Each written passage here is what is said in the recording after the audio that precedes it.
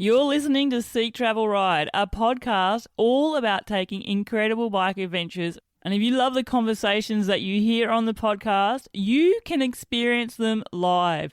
Join me in London on May 14 and 15 for Beyond the Bike.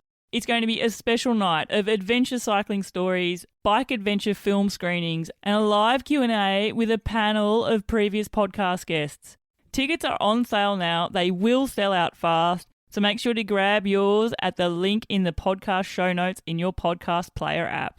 Today's show sponsor is Old Man Mountain. If you're into bike adventures, you need to strap gear on your bike. Old Man Mountain have the right equipment to get you there on your bike travel journey. Check out their new product line, Hemlock Bag with Flip Cages.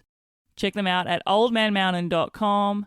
Support the brands that support the podcast. And now, let's listen to today's episode. Hello everyone, it's Bella here, host of the show. Welcome back to another midweek mini episode of Seek Travel Ride, where I am sharing your stories as listeners about one day of your trip and helping to fuel the Seek Travel Ride global community with some stoke and wanderlust for bike adventures. This week I have an awesome story to share with you from Agla. And she's going to be sharing what it's like to actually go on bike tour with her husband and 2 kids. They are currently touring down through the Americas. And let's just say her story is super insightful. I have the ultimate respect for people who tour in this manner. I did have the privilege to interview Cedric and his son Azua. Cedric Azua and his wife Ropu, they all tour and have done since Azua was a little kid as well. And so listening to Argel's story really took me back there to their journeys as well. Also, I wanted to give a shout out to the fact that for those of us in the Northern Hemisphere, the clocks have shifted for many people, and it really is the start of the idea that summer is almost upon us. It's a time where we get to plan bike adventures and look forward to some time away. And I wanted to give a shout out to my Seek Travel Ride tour. It's happening at the end of June in France. We all get together in the city of Toulouse for 5 days of riding. I've set this up specifically to be a small group tour so that we all get an awesome experience there. And it's also a way for you to perhaps dip your toes into what it's like to take a bike travel tour. It still involves packing luggage on your bike, so you have that element of it, but we are doing hotel stays and all your food's catered for. And of course, you have me as one of your ride leaders there to tell you all about what I love in this area of France. If you are interested in this tour, I still have some spots available. So I have got a link in the show notes where you can go and look and learn all about it. And who knows, maybe this will be the first bike adventure for you in summer 2025. I would love to see you there to join me. Okay, now it is time for our listener story of the day. Let's listen to what Agla has to say. Hello, everyone. My name is Agle, and together with my husband Ludvikas and 2 kids, we are cycling across Americas. Our babies are 1 year old and 2 years old, and we basically travel with a tent and wild camp all the way, with some little exceptions. I would like to share some of the specifics of traveling with bicycles and little kids. A day to picture our daily grind and daily challenges would be maybe just a regular day from our first 3 months. In British Columbia, we used to call it our warm-up in the Rockies. We started our trip in Vancouver and headed north at first to make a loop through the Rocky Mountains. It was summer and we were learning all things related to bicycle touring, as this is our first ever cycling trip. We learned what to carry and what not to carry, how to handle naps and diaper changes, what's in our food bag and how long can it last for us. So we usually would wake up at 5 a.m. The babies would still be sleeping. At that time, Perkūnas was 2 years and 3 months old, and Gire was 9 months old and just started walking. So the whole point of waking up early would be to cycle while it's still cool and not too difficult, because during the day, the heat would come up to maybe 32 to 40 degrees Celsius, and it would be pretty challenging for us to cycle, pulling a load of 200 to 300 pounds each. So we used to call the middle of the day our siesta during summertime. So we wake up really early. Imagine packing the tent while babies are still asleep. They are not heavy sleepers, they are pretty sensitive. So we quietly exit the tent and pack everything outside. Most of the things usually would be ready in the evening, so we wouldn't have to, make noises. And one by one, we take the babies out of the tent and kind of dress them up in down overalls and put them in the trailer. And during that time, we also fight mosquitoes, like it's a teamwork. So mosquitoes wouldn't wake them up too. So it was a successful morning at Terry Fox rest area. You're not supposed to camp there, but oh well, we don't usually have much choice as we only make like 30 to 40 kilometers per day, and sometimes we just have to stop wherever we are. Like in the morning, if the babies decide to wake up like after half an hour of riding, we would just stop on the side of the road and wait for them to be sleepy again, like wait for their lunch nap so we could move. Because the little one was just a baby then, and she didn't really enjoy riding in the trailer. Our plan B would be for me to put her in a wrap, in a carrier on my back and cycle a bit. But yeah, it would depend on the roughness or on the road if I could do it. So that morning was successful and it was really beautiful. The colors when you wake up early, it's really pretty. And so we make maybe, I don't know, like more than 10 kilometers to Mount Robson Visitors Center. We were really looking forward. Mount Robson is highest peak of Canadian Rockies, and it's supposed to be beautiful. It was.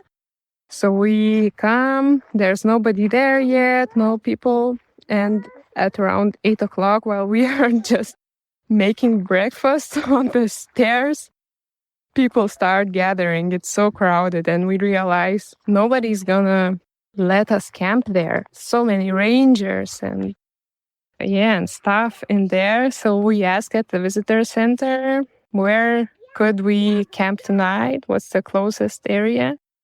And they suggest there's a lake a little bit up the trail. It's called Kinney Lake. It's beautiful. And it's like 8 kilometers of a trail. The person we were talking to called it, oh, it's not too steep. It's basically a valley. You're following a river. And we decided to go there. He said, no problem with the bicycles. Yeah, but we learned quickly on this trip that our rigs and setup is not a usual one, and we shouldn't listen to advice much. And we should explore on our own at first.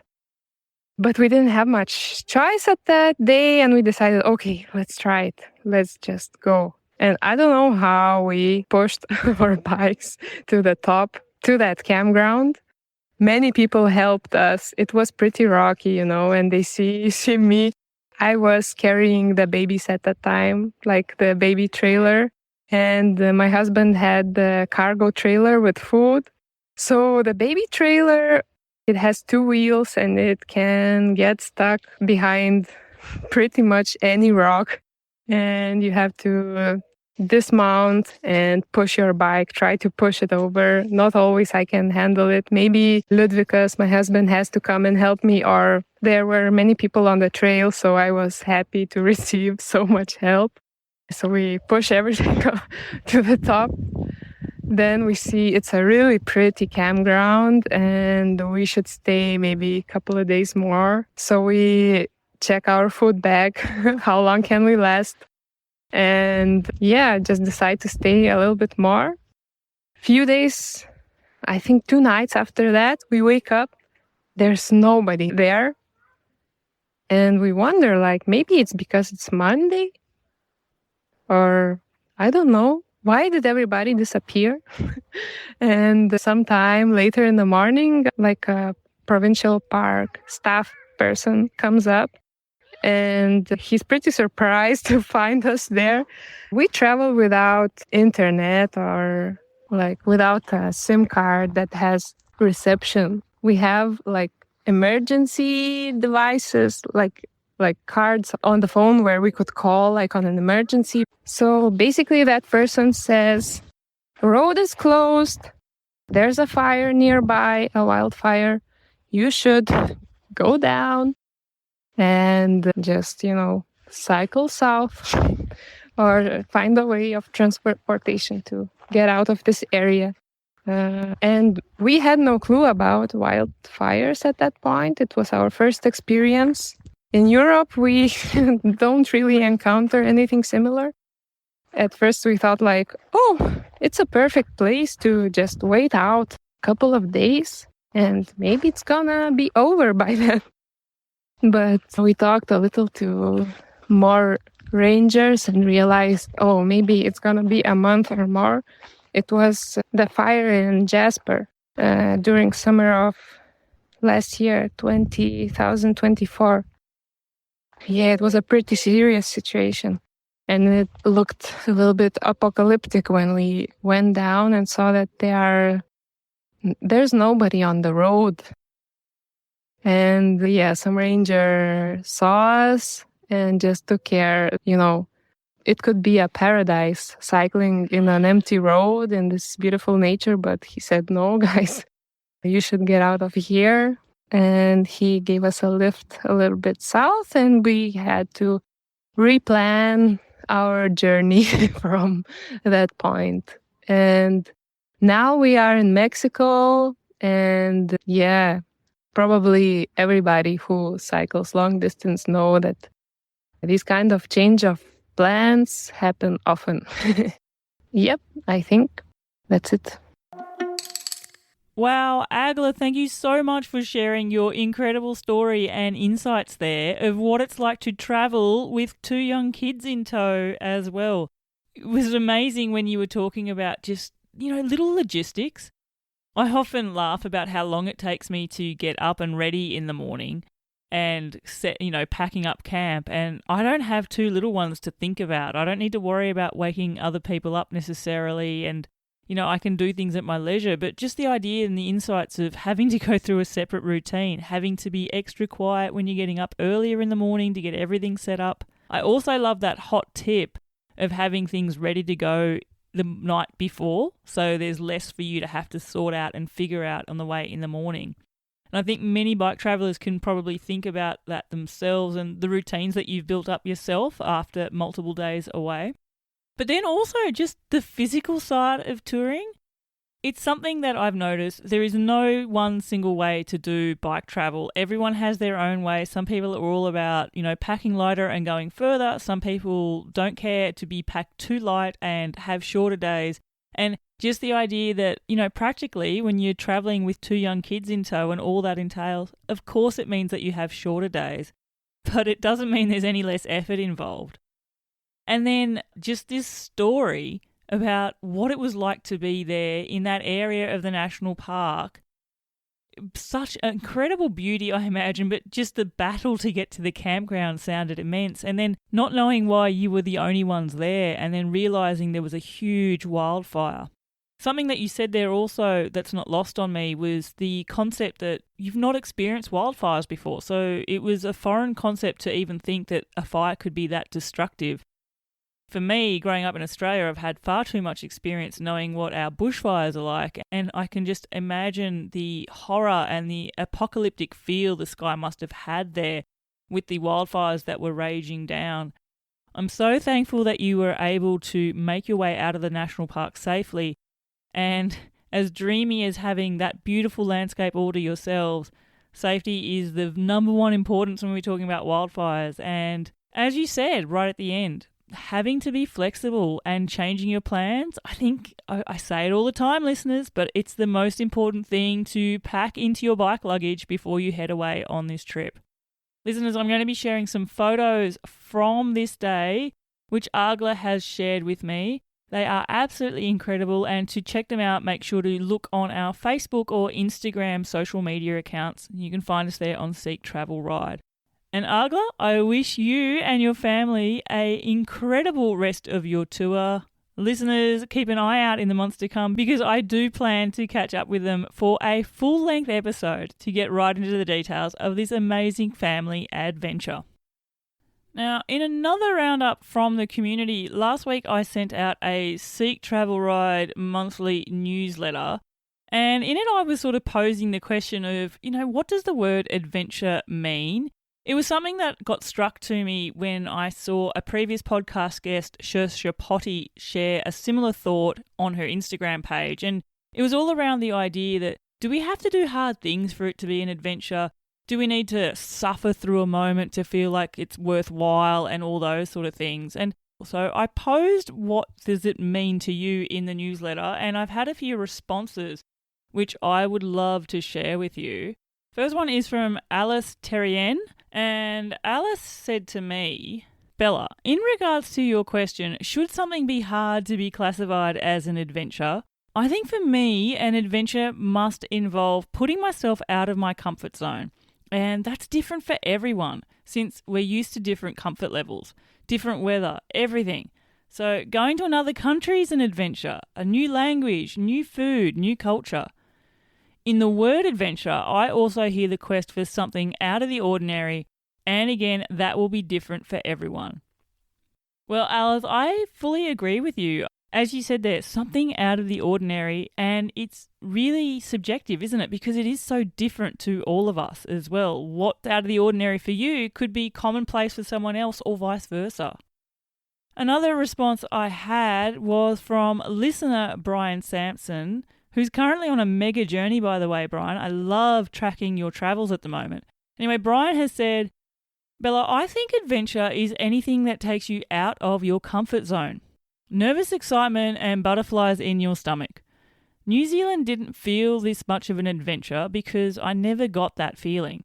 It was relatively very physically hard, but I was never uncomfortable.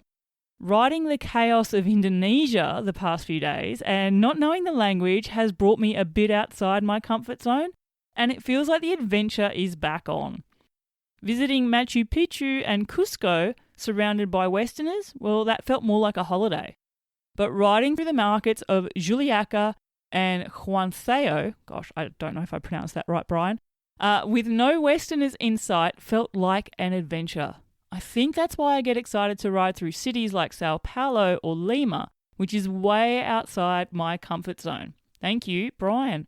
Well, Brian, thank you. You had sort of hit on something there, which is very similar with Alice as well, wasn't it? It was about getting out of your comfort zone. And I must say, reading those two emails, it sort of put the light bulb in my head that it is about our comfort zone, not necessarily physical discomfort, but something that makes us feel a little bit unease, something that's not ordinary for us, that I guess heightens our senses, and that really does envelop us in that word of adventure.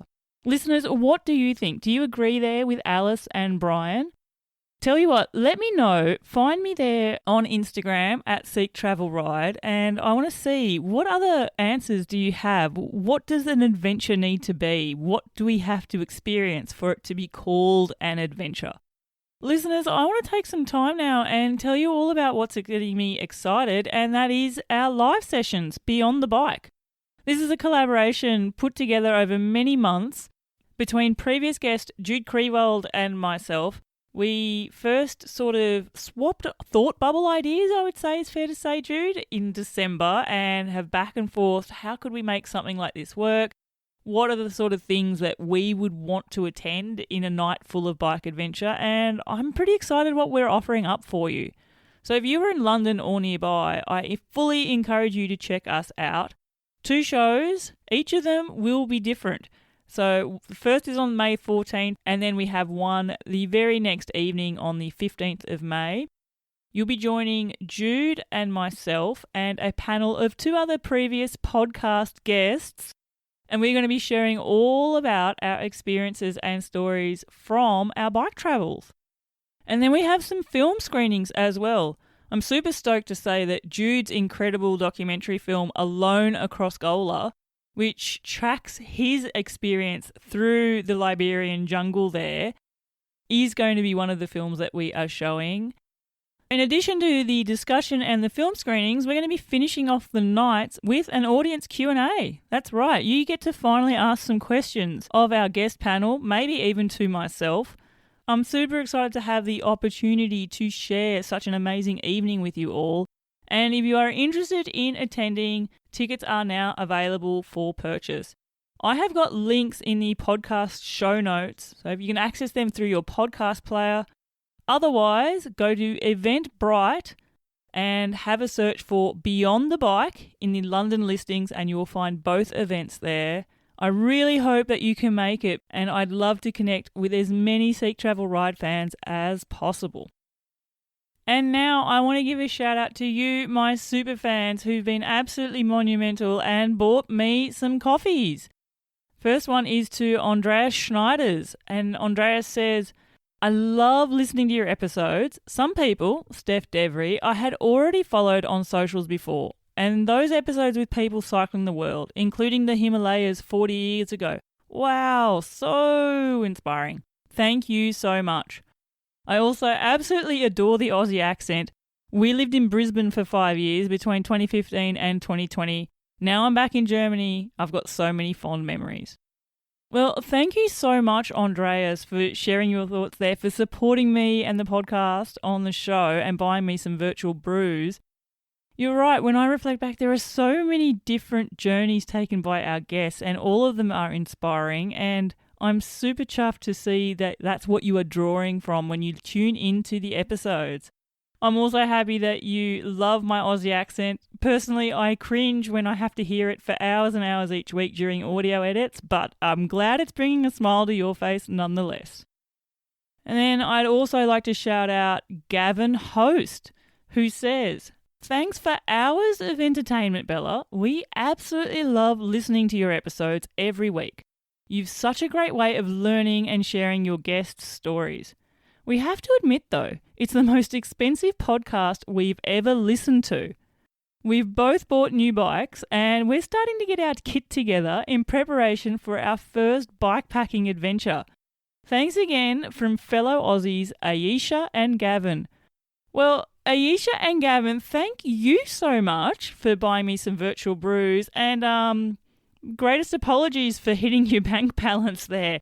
I must say I did laugh out loud when I read that line, and I am actually really stoked to know that I have fueled your fire for bike travel and you have so many adventures ahead of you both there.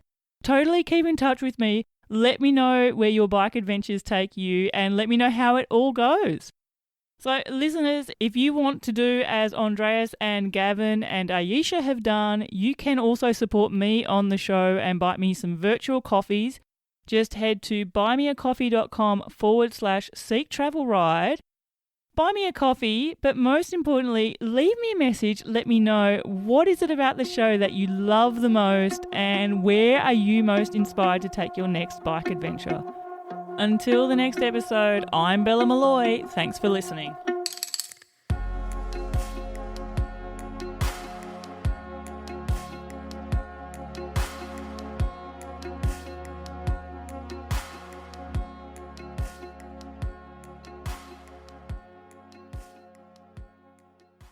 And before you go, don't forget, Beyond the Bike is happening soon in London on May 14 and 15.